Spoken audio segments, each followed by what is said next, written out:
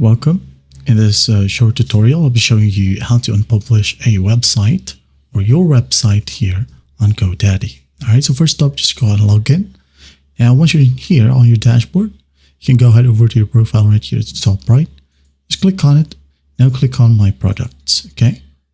Wait for it to load. Now, once it loads, just go ahead and simply select the website that you wanted to unpublish. All right, for example, I have one here. I'm just going to go ahead and click on it.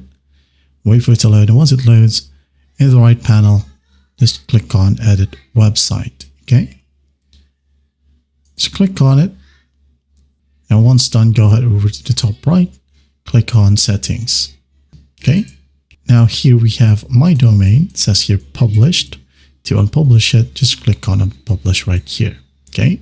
There'll be a pop-up. It says here, after you unpublish, folks won't be able to see your site. No worries, you can publish it again anytime, okay? Yes, unpublish, wait for it. Once done, says here unpublish complete, just click on OK and you're good to go, okay? Now, if you want to publish it again in the future, you can just go ahead and go to the same set of pages right here, click on publish. That is it. I hope this video helps, and I'll see you in the next one.